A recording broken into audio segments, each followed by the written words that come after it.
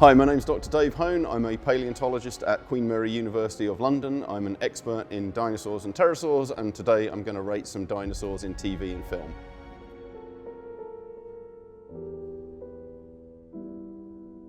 This is The Lost World from 1925, based on Arthur Conan Doyle's famous book. I think it's a really interesting piece of dinosaur history. There's things in the film that are not in the book, so things like Triceratops is shown here, which hadn't been discovered at the time that the book was written, which is probably why it didn't feature. Though it's an early restoration of it with a kind of extra spiky frill and not very big horns over the eyes, and actually some really nice interactions going on. We've got the adult Triceratops kind of guarding its baby. This would have been really advanced thinking of this time. People are thinking of dinosaurs as basically just big lizards. The complexities of lizard behaviour wasn't well understood at that time. So seeing them with these very mammal-like or bird-like behaviours is really quite unusual, and so it's really interesting to see.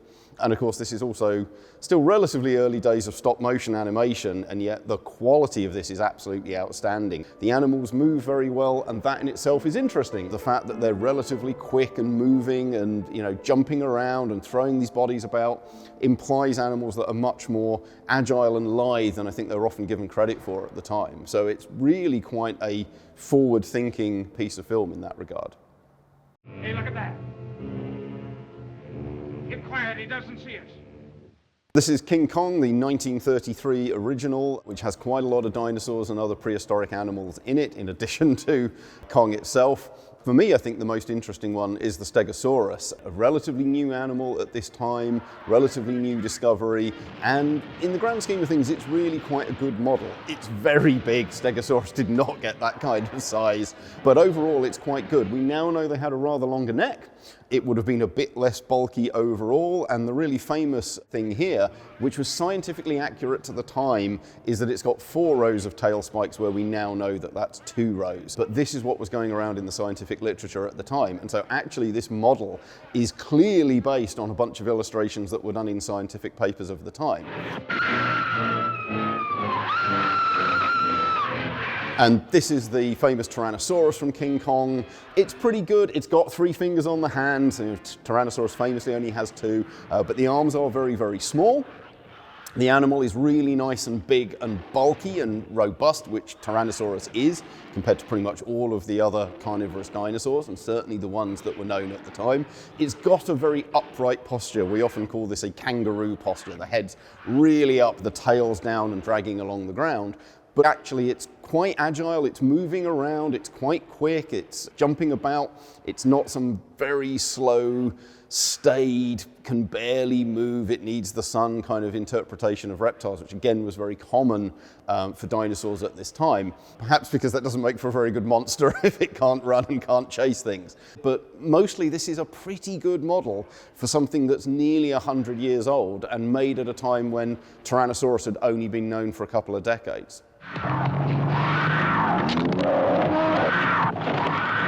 This is 1 million years BC from 1966, made by the legendary Ray Harryhausen, who actually trained under Wills O'Brien, who did King Kong. So you can see some of the parallels coming out here already. This is the really famous fight scene between the Triceratops and Ceratosaurus. You can find them both in the USA, though they'd been separated by about 100 million years in reality, so they probably wouldn't have come into conflict with one another. The Triceratops is a bit kind of chunky and solid, but the details of the horns, the details of the frill, the skin and the scale texture, the shape of the beak, these are all really, really good, and indeed the position and posture of the feet. The Ceratosaurus, not quite as good. Ceratosaurus was rather smaller than shown here. It wouldn't tower over a Triceratops like that. And the big horn in the middle of the nose, here it's shown to be more like a rhino horn, where actually it's a kind of thin, flat plate, almost like the palm of your hand sticking up on the middle of the nose. And you can see the big row of spikes running along the back.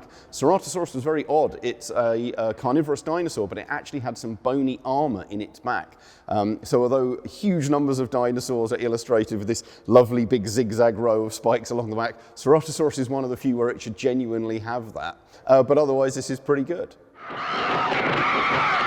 So this is the pterosaur scene from 1 million years BC. Pterosaurs are not dinosaurs, nor are they the ancestors of birds. They're their own group of extinct flying reptiles that lived alongside the dinosaurs. This is supposed to be a pteranodon swooping in to attack. This is about the size and scale of Pteranodon. They get to 7-8 meters in wingspan, so very, very large animals indeed. The two big problems you have here is, one, the feet. Pterosaur feet are actually built just like ours, so they'd actually be really terrible at gripping something like a human on the shoulders and flying off with them. We really wouldn't be able to do that. And the other one is the wings. Pterosaur wings were supported by just a single finger, but these ones are shown rather more like bats, with a bunch of bones splaying out all together and then a membrane joining between them. But I did read an interview with Harryhausen once where he said he did it because he thought it looked better, which is a bit of a surprise because I think his models are generally very accurate indeed. But other than that, I really like them, and they're actually still a lot better than most of the pterosaur models you see in these kinds of movies. So yeah, I'm always quite happy with this one. So this is the low-budget sci-fi movie called Planet of Dinosaurs. This is completely unknown, I think, outside a lot of dinosaur nerd circles, and it's a shame because a lot of the animation is absolutely top-notch, and a lot of the models are very good. The T-Rex I really like in this. I mean, it's got these kind of giant crocodile-like scales, which probably wasn't that accurate, and the head could do with being a little bit bigger and a little bit more solid. But as a T-Rex model, before you get to something like Jurassic Park, this is probably the most accurate one that I've seen on screen. Certainly in the era of stop-motion animation, it's a really, really good one. And there's a really nice Gallimimus. Gallimimus kind of made famous by Jurassic Park, 20 years later, and yet it's turning up in this film. And it was probably a very difficult animal to model because it's so thin and spindly and moving so quickly. So many of these films just rely on T-Rex, Allosaurus, Triceratops, Stegosaurus, Diplodocus, and so getting in these different animals is really, really nice to see.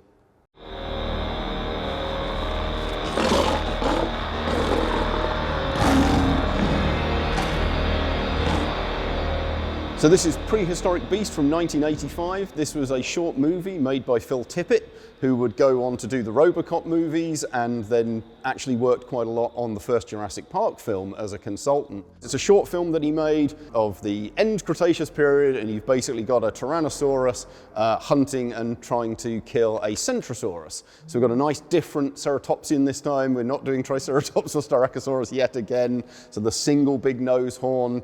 Again, the body proportions are about right for the time. Again, I'd make them a little bit slimmer these days, but the Tyrannosaurus model is really, really good and very nice indeed. It's shot as if these animals were real. So you haven't got humans, you haven't got spaceships, you haven't got any of that other stuff going on. It's just the real environment. And again, it's really quite accurate. He's got the right kind of trees. We've got early flowers at this point. It may look slightly anachronistic, but actually it's accurate to have had these early flowering plants around at this time, and these animals were probably eating that kind of forage. So this is just a really nicely put together, basically kind of extended scene of what life was like in the Cretaceous. And I still think it stands up very well today, despite being now nearly 40 years old. This is not quite Jurassic Park 1993. This is the stop-motion test footage that was done for the kitchen scene with the Velociraptors, and this was done by Phil Tippett, who did Prehistoric Beast, before they decided to switch to computer-generated imagery. And you can see, if you know the film quite well, this is basically a shot-for-shot remake of this footage that he put together with them. There's some really nice little details in this. You see the tongue flicker that was put in. This is something that's described by Michael Crichton that the Velociraptors are doing, but that's a very lizard-like action.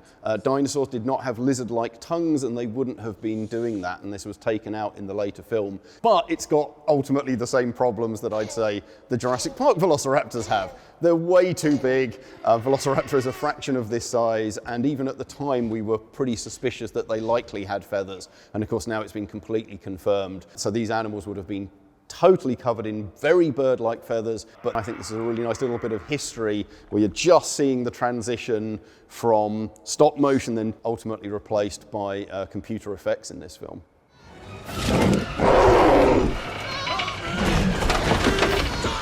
Jurassic Park 3, 2001, so you've really got the transformation at this point. Now you really see that we're in full CG mode. You can generate huge numbers of dinosaurs, they can interact with the environment, they can interact with the people, and it's a totally different form of filmmaking, really. But the dinosaurs themselves are mostly very nice. I've said before, and I'm happy to say again, I think Jurassic Park 3 is probably the best of the whole series.